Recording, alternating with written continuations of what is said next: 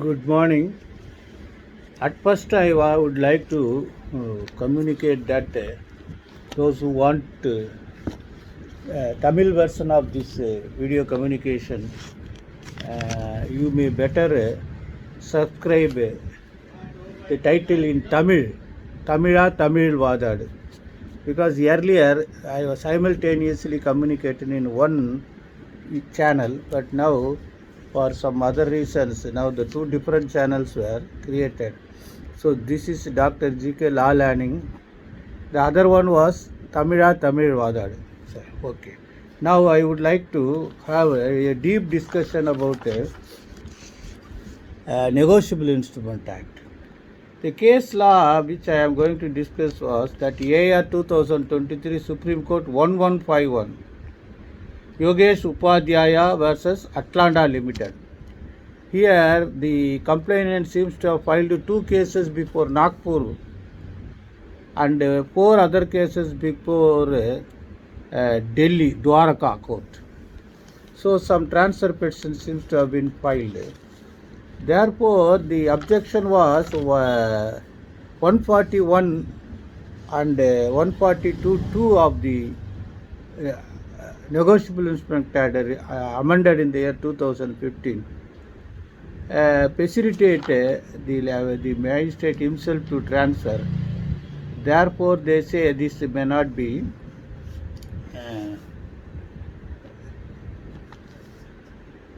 exercised under 406. However, the Supreme Court has said that power, that non-obstantive clause available at 142(1) and 2 will not bar court transferring the case. And the earlier judgments were cited. Now that just citations is not valid because now the due to statutory amendment, the place where the jurisdiction for filing complaint has been categorically held that the bank, the residence, the address of the bank where the check was presented for encash. Now, okay, that is your look out the judgment entirety.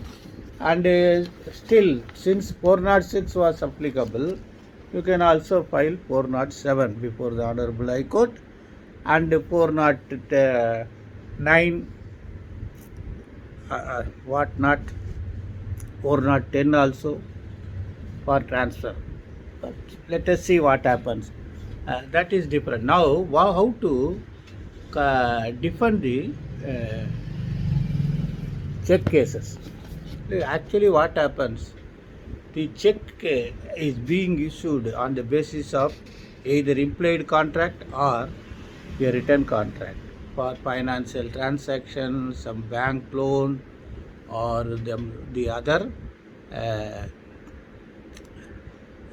registered document transaction. The post-dated checks are being handed over and subsequently the checks are being presented.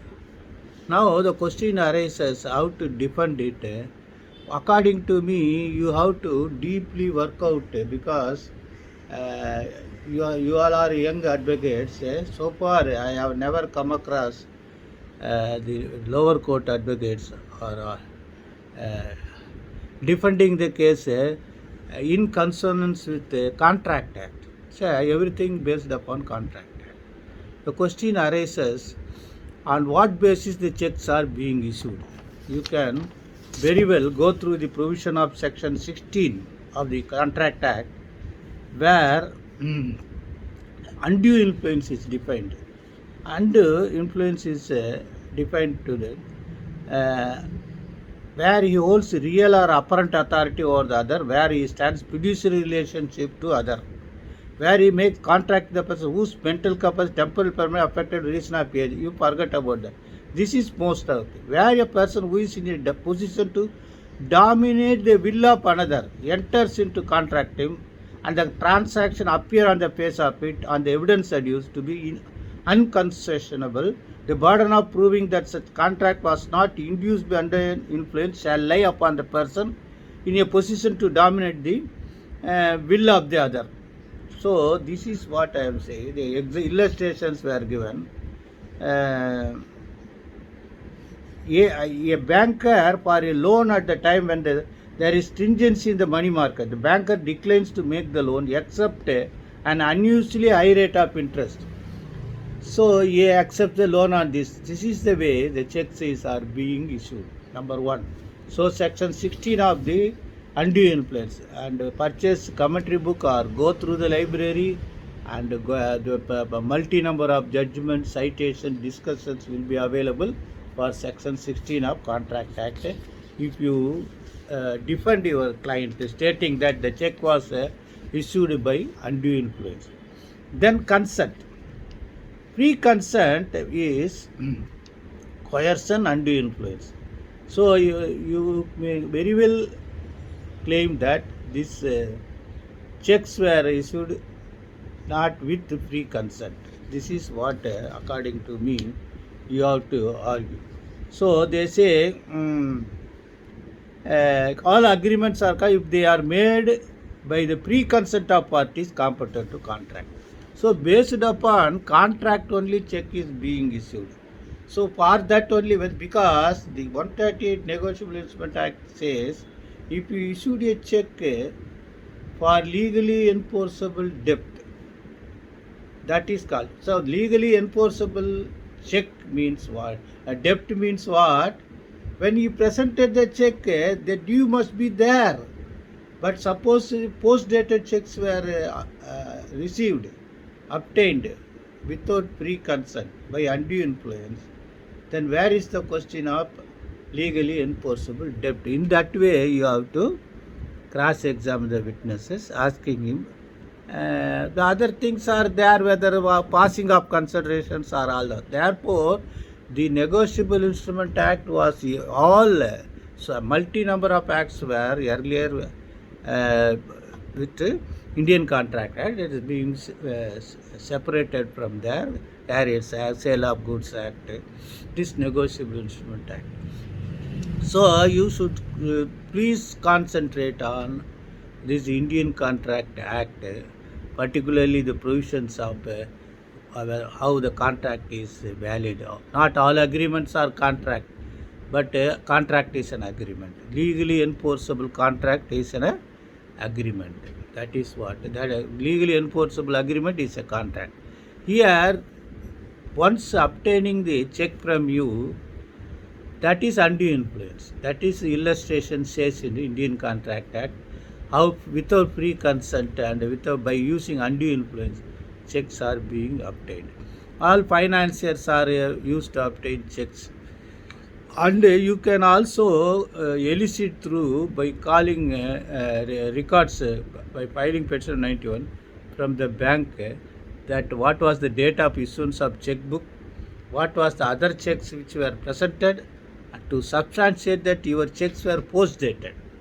Not only you can defend your client case that it was only post-dated, but post-dated checks were obtained without pre-consent and by using undue influence. That is most important. Then you can.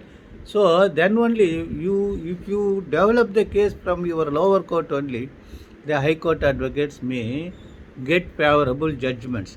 High court advocates are nowadays VVIP advocates, senior advocates, all are dominant advocates, highly influenced advocates. On only few technical points used to get admission. Finally, they succeed. Also, the company case, he was not company. The complainant company was not complainant. All these fictitious grounds, which is not seems to be logical grounds.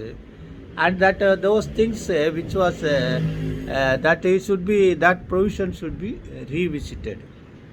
If you cannot punish the company, then why the company should be party? Therefore you have to say that company being represented by managing director is sufficient, and the responsibility should be there, fixing the liability for the person who issues the check. All these things are there. I hope you understand. So therefore kindly go through the Contract Act, not only Bare Act, go through the commentary book, patiently see how cases are being worked. When negotiable instrument was not specifically 138 was not implemented and brought into legislation post. I hope you understand. Best wishes.